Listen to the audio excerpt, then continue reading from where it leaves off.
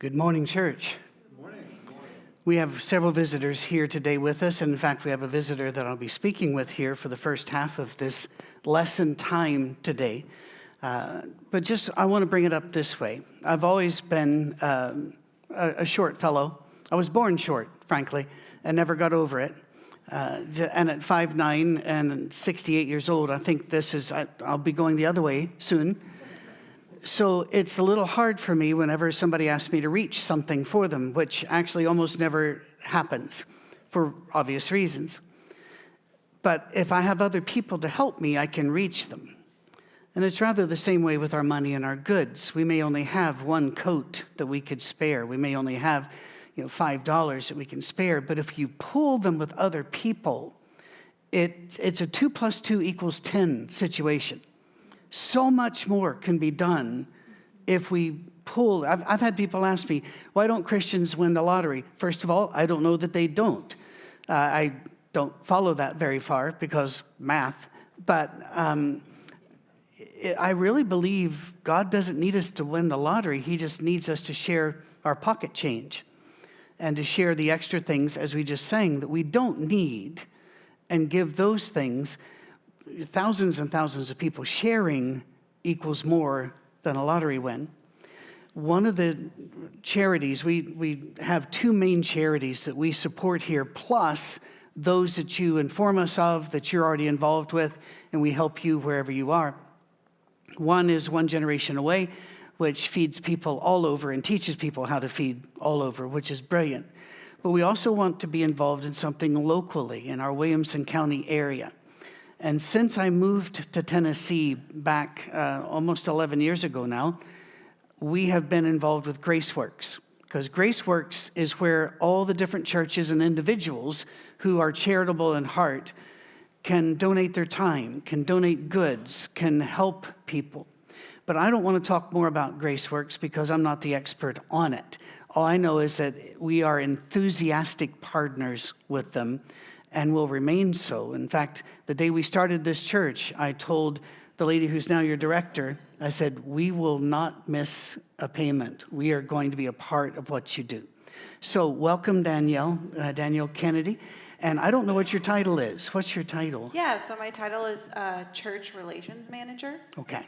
So basically, I just support the churches. I still am shocked that I get to be paid for that. Because I just get to support our pastors with their congregations and how they can get connected locally. That's terrific. I'm going to let you guide us, since you're the one who knows more about how this works in the nuts and bolts. Yeah. So tell us about GraceWorks and tell us how we can help. Yeah. Well, GraceWorks is here in Franklin, Tennessee, and actually our history is... We came together, this year's our 30th anniversary. Oh. So 30 years ago, a group of individuals of several different churches came together and they saw the needs of their community. It actually started from a Christmas event for individuals that weren't able to have toys for their children. That's now known as a manger event here. So what happened was they had this event, they saw the need that they were meeting, and they asked themselves, what about who walks with the mom in February? Who walks with the mom in June, or the parent?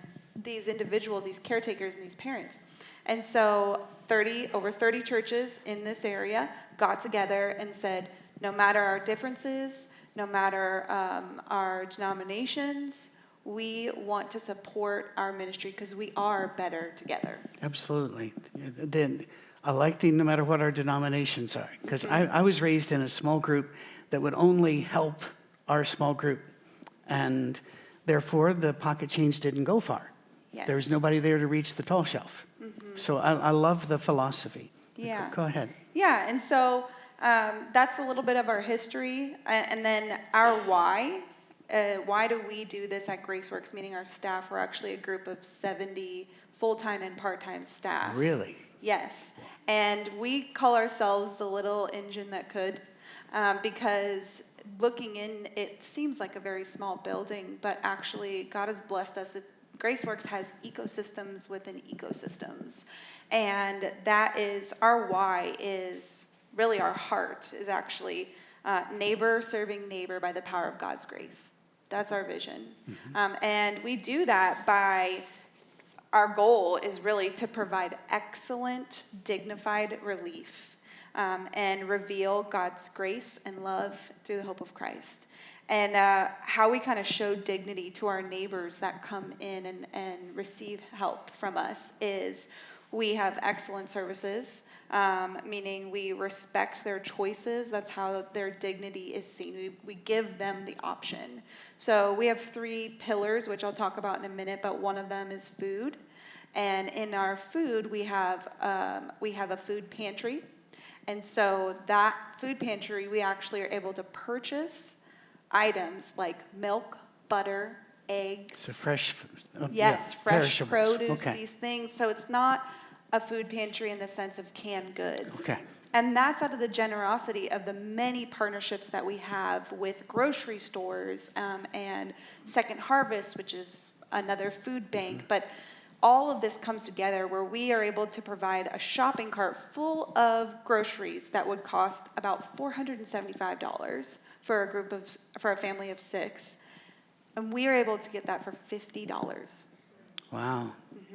Well, just about 10% of the Yeah. cost. That's terrific. Yeah, and so that's one pillar, but we want our neighbors to leave empowered no matter what support we give them. And so we believe that that's showing them that you're not what you're experiencing, or you're not what is happening to you. This is just the experience. And so we also, our staff is trauma-informed care, like trained. And so what that means is they just know how to handle individuals that are coming in. Because at GraceWorks, we see ourselves as the EMT for the community. People come into our organization in many different crises at many different times. And so with that being said, there is not a one-size-fit-all, but there is God's grace meeting them wherever they are. And so that's part of what we want to show, which is dignity. And that's through these several different ways. But another way we show dignity and God's grace is really just by showing them that we are Jesus people. We do not shy away from that. He's our reason and our source and our celebration for just the hope and the joy that we have at GraceWorks. And we do not require neighbors to needing help to believe in any way or participate in any religious activities. We do get the opportunity to pray for them if that's something that they desire. And so we invite all to participate in this mission. It sounds very much like our safe harbor in that we do not require anybody to believe anything in particular. We said on day 1, if you believe that Jesus is the Christ, you're a member here. And if you don't, you're a member here. It's fine. We'll give you time. And if you never come to it, we'll still ask, what's the best thing we can do for you right now? Yes. So our mission and your mission have just really walked together so well. And I just want to underline something about the dignity. I've been to an awful lot of charitable places that there's not a lot of dignity shown. And with One Generation Away and also with GraceWorks, and you have different fields, but they somewhat overlap with food. People come in are treated like people. Yeah. They're not treated like, we are the heroes, you are the poor fallen. And I watch that. They're allowed to wonder about the shop and shop for what they want rather than you telling them what they can get or what they need. You let them be individuals. So thank you for that. Yeah, it is very beautiful. And so, we try to put that in every space any space that they come into, that's our hope. Our hope is that they would receive grace, and that's being able to recognize that they are dignified in wherever they are. And so, some of our other services that we do have, because we're not just a food pantry, we do have an amazing food pantry that gives quality of food, gives them the choice of self-select, that's what it's called, and it looks like a grocery store.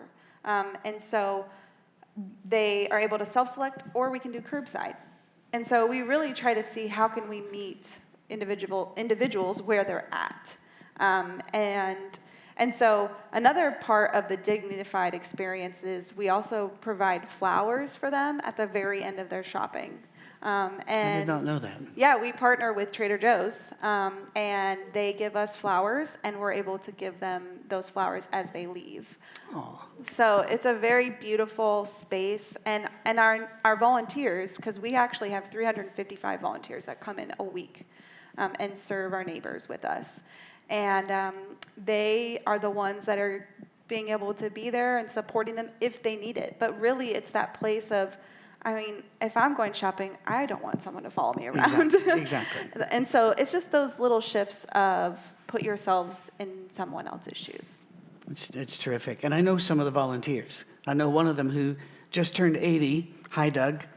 And he's my golfing buddy, and he will not golf on the day that he volunteers. Yes. That is his priority. Yes. And here he is, walking about, sweating, moving clothes around in the back. No glory, but he wouldn't miss it for anything. Yeah. Yeah, and I think that that's the beautiful thing about GraceWorks. I mean, my why is I've seen the beauty of God's Spirit in so many different ways, meet people exactly where they're at. And I see this place of celebrating the small victories of individuals' lives because we're against generational poverty. We're against mindsets. We're against heart beliefs. And so that's where God's grace gets to really enter into that space. And so we do that not just through the food pantry, but we have two other pillars, is what I call them, of GraceWorks, providing more of a wraparound service. So we have our food program, we have our shelter program, and then we have our support program.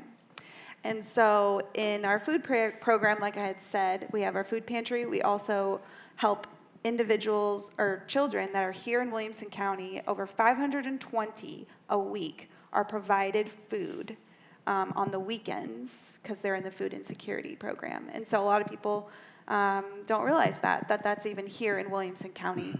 And so we get to help that in that way, and that's our food program. And then we also have our shelter program. This provides Williamson County residents with mortgage, rent, and utility support. And so that is on a 12-month support, meaning if they had utilities, they could break it up into a few bills, which would be about $500. And then we have shelter, which is case by case. And so this is the shelter program is very individual with the neighbor. And so we have our staff that are trained. We actually have grace workers that are higher level interns, meaning they go through a lot more of a training process because they're working with the individual right where they are of, I don't want to lose my electricity. It's going to go off tomorrow and I can't pay it. And so we get to call them, we get to talk to them, and we get to partner with them in that place of, I only have $200. This is what happened. I just lost my husband. I haven't even cared about the bills. Can you help me? We meet them where they are, and we empower and we figure it out together. And so that's very different than the Savior mentality. It is. It's not a white horse mentality. No. It's a quiet mentality as well. Yeah. Which is what I think of Jesus, is that Jesus did meet people exactly where they were, did not demand belief from them, did not demand great acts of faith. Yeah. He just took care of it and kept walking. Yeah. Yeah, and he met them, and he met their heart, and saw past whatever the situation was. And so then our other pillar is support. So support looks like referring people to a counselor. It looks like we have a program that helps moms who just had a child or are about to have a baby. We provide them a pack and play. We provide them a car seat, a bag full of necessities that they would need, and a blanket that's a homemade blanket from a wonderful group of church ladies. And so there's several different programs that we have throughout the year, about 7 of them, that help in different ways. And so, yeah. This is very much, I harp on Matthew 25 all the time, but it's our only view of what the judgment day will look like. And when people ask, why are we being allowed into heaven? It was, you clothed people, you fed people, you gave them things to drink, you visited the prisoner, you took care of them. And so this is what we're to be about. This is what Christians are to be about, rather than fighting about theology and politics and all the other. Yes. We need to rechange our focus. And Lifeline up in Northeast Missouri is another one that you may not know of, but they saw needs with people who were pregnant and weren't really sure they wanted to be, or they didn't have the finances or the training. And so they not only help with the birth and pregnancy, but they go for years after, supporting, because they don't forget them. Yes. And GraceWorks doesn't forget them. Yes. And so that's the kind of thing we're looking for. Yeah. And I think that it's, like I said, we work as an EMT in a sense. And so we meet individuals in their moment, and then sometimes we don't see them again, or maybe we see them 2 years later. Every case is different, but I think that that's where we partner with churches to really be the body that wraps around them afterwards. That churches meet them relationally, because we can meet them in the moment, but who is caring for them after, a month later, Right. and checking in with them. And so that's why this is why I love my job and my role, is because I get to invite churches into that ultimate invitation of just, let's see one another, let's be with one another. It is terrific. And the way you do it is through nickels and dimes and dollars. And that's the thing that piles together. I saw one of your slides that I think has the big numbers of how many you have fed and such. Do you have that one with you? That you We have kind of more of a strategy plan right now. Let's put it this way. It's a massive amount. It is. That they give, but it's not because you've got rich sugar daddies out there. It's because the people have come together. Where you live, wherever you live, there's something going on that you could partner with, and your extra few shekels or francs or euros or dollars could really make a difference. And so we're highlighting GraceWorks, one, because it's magnificent work. We highlight One Generation Away. We highlight Lifeline, because these things are great works. But they're not the only works, and you can get involved where you are. Yes. Somebody started GraceWorks. Yes. Somebody had the idea.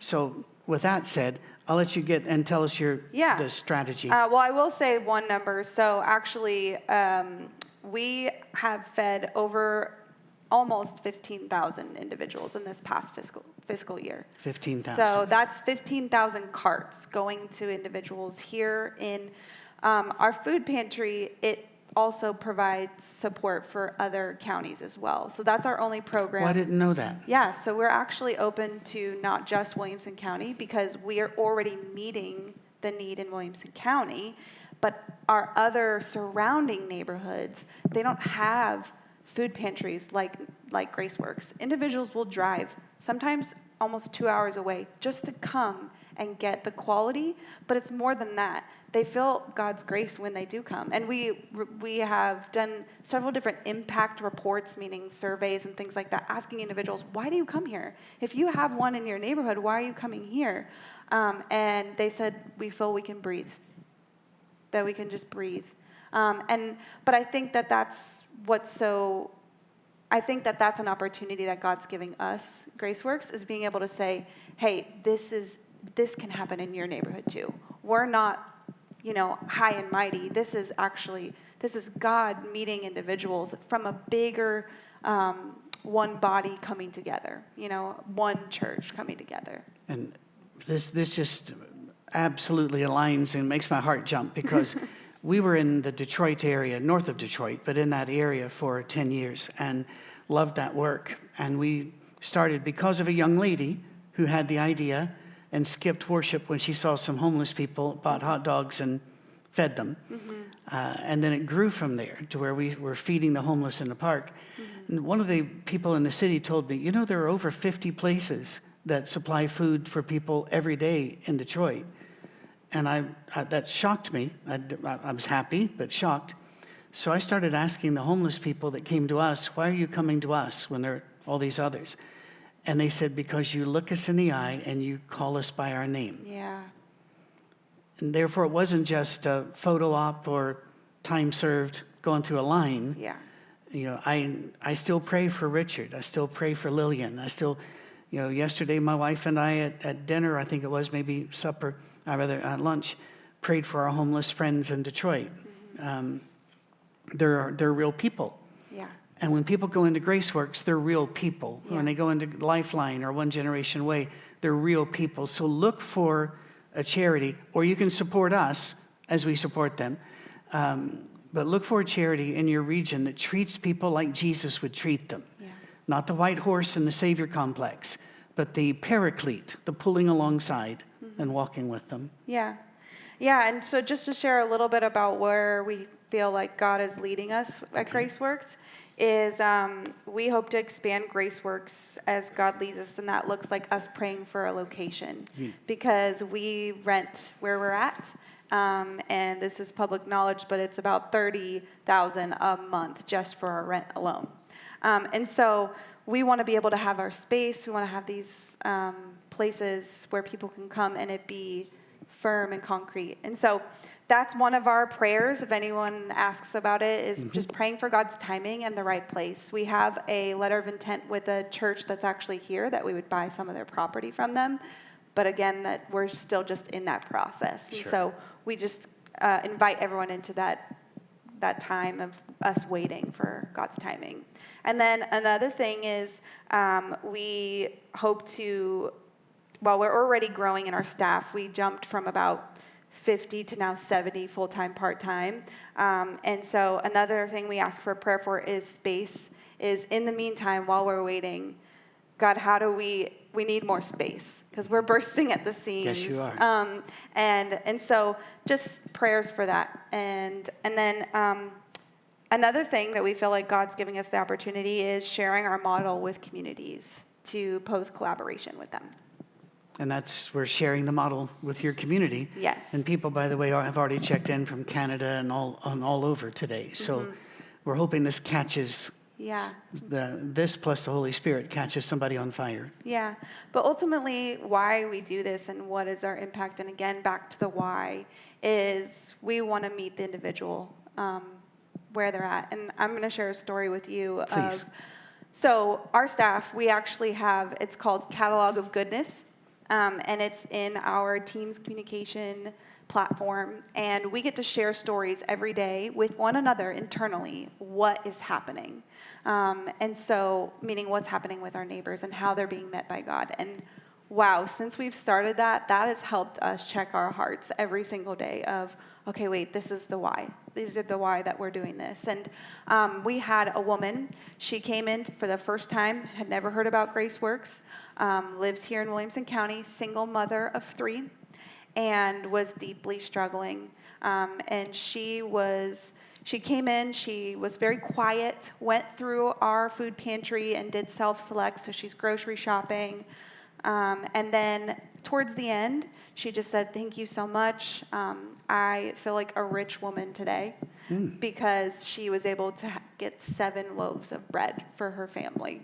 Wow. And it was just this abundance. But even more into that, she left and she forgot her flowers. And so one of our staff members ran out to go give her a bouquet of flowers. And at that moment, when she was putting her groceries away and she gave her the flowers, she just broke down weeping. Sure. And she said, thank you so much for just showing me your kindness. She said, I just ran away from an abusive relationship this past week, and I had no idea how I was going to feed my children. And that space of just going to give somebody flowers opened up this place of her heart being seen in one of the most vulnerable moments. And that's the honor and the privilege that we get to have at GraceWorks. Can it be heavy? Yes, when we try to hold it ourselves. But again, there's only one Savior, and so we get to meet and we get to point them to the true grace. And so that's why we do what we do. It's amazing. Yeah. And we are grateful for you. Yeah. Thank you for telling us today and sharing it with literally the world. And I'm sure we'll be doing this again. Yeah. Because this is what as Christians, we're supposed to be about. Yes. Yeah. Oh, I did want to lead into, so I have a QR code. Okay. That's just to our website. And this is ways of, if you're local, being able to volunteer and some of our events. And if not, be able to donate, be able to just see the model. Maybe it will spark your interest for doing something in your local community. So, yeah. Excellent. And that QR code will be up there forever now. Great. So if you can go back and pause it after worship. Yeah. Thank you, Danielle. Thank you so much. Thank you so much.